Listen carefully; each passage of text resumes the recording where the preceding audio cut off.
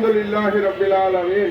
আম্মা বাদ, আজকের এই জাতীয় ঐক্য জোট কর্তৃক আয়োজিত প্রতিবাদ সভায় সম্মানিত সভাপতি, উপস্থিত জাতীয় ঐক্য জোটের নেতৃবৃন্দ, বিভিন্ন অঙ্গ সংগঠন থেকে আগত নেতৃবৃন্দ, বাইতুল মোকাররমের মুসল্লিবৃন্দ এবং উপস্থিত সাংবাদিকবৃন্দ, আপনারা নিশ্চয়ই অবগত আছেন 24 সালের জুলাই মাস যে বিপ্লব সংগঠিত হয়েছে 5ই আগস্ট শেখ হাসিনার পলায়নের মধ্য দিয়ে, সেই বিপ্লব আজ ব্যর্থতায় পর্যবেসিত হতে যাচ্ছে। বিপ্লবের জন্য যারা জীবন বিসর্জন দিয়েছে, শহীদ হয়েছে, আহত হয়েছে, তাদের সেই লাশের উপর দিয়ে, তাদের সেই রক্তের উপর দিয়ে আজকে এদেশের শাসন ক্ষমতা নিয়ে সিনেমিনি খেলা হচ্ছে। অবিলম্বে এই সমস্ত বন্ধ করতে হবে। এই দেশের মানুষ সুশাসন চায়। এই দেশের 92% মানুষ ইসলামী শাসন চায়। এই দেশের মানুষ 92% মুসলমান মানুষ ইসলামের উপর ভিত্তি করে সংবিধান চায়। এই দেশের মানুষ ইসলামের উপর ভিত্তি করে জাতীয় শিক্ষা ব্যবস্থা চায়। এই দেশের মানুষ ইসলামের উপর ভিত্তি করে দেশ থেকে দুর্নীতি, অর্থ পাচার, খাদ্য ভেজাল, ওষুধে ভেজাল, দ্রব্যমূল্য বৃদ্ধি এবং এই সমস্ত অপকর্মের হাত থেকে মুক্তি চায়। আপনারা জানেন যে সমস্ত কুলাঙ্গাররা দেশের অর্থ 28 লক্ষ কোটি টাকা বিদেশে পাচার করে বেগমপাড়া তৈরি করেছে, তাদের কোনো বিচার হয় নাই। এদেশের মানুষ তাদের বিচার চায়।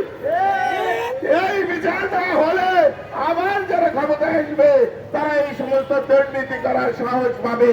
তাই আমরা প্রস্তাব দেব অবিলম্বে স্পেশাল ট্রাইব্যুনাল গঠন করে এই দুর্নীতিবাজদের বিচার করে দৃষ্টান্তমূলক সর্বোচ্চ শাস্তি, ফাঁসির কাস্টে ঝোলানো হোক।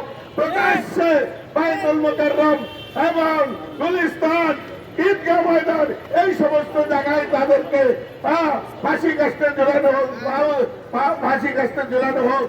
এবং যারা আমাদের সংস্কৃতিকে ধ্বংস করতে চায়, যে সমস্ত অপশক্তি আমাদের ইসলামিক সংস্কৃতির থেকে আমাদেরকে বঞ্চিত করতে চায়, আমাদেরকে নাস্তিকতার দিকে নিতে চায়, সেই সমস্ত নাস্তিক শক্তি, বাউল শক্তি, অন্যান্য যারা শক্তি আছে, যারা এনজিও, এবং আমার ভাই বলে গেছেন যে এক দরবেশের আবির্ভূত হয়েছে, এক দরবেশের পতন হয়েছে, আরেক দরবেশের আবির্ভূত হয়েছে।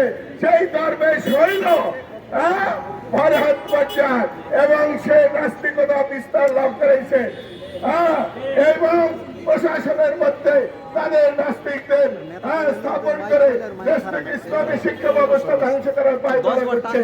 আমরা তাই প্রস্তাব করতেছি 72-এর সংবিধান, যে সংবিধান এদেশের দুর্নীতি থেকে দূর করতে পারে নাই, সুশাসন দিতে পারে নাই, যে শাসক, যেই সংবিধান এদেশে ইসলামী শিক্ষা দিতে পারে নাই, এই বাস্তবত সংবিধানকে বাতিল করতে হবে।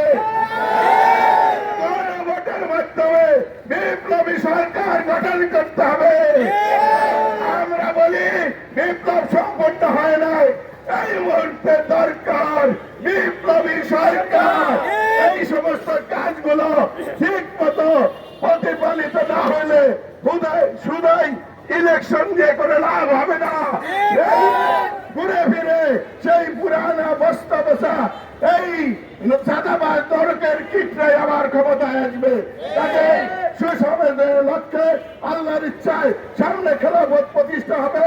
মুসলমানরা বিজয় লাভ করে সারা পৃথিবীতে ইসলাম বিস্তার লাভ করবে, সবাই ইসলাম গ্রহণ করবে, এই সূচনা দেখা গেছে। কাজেই আমরা ইসলামের পক্ষে থাকবো। এই 72-এর সংবিধান বর্জন করবো, বাতিল করবো।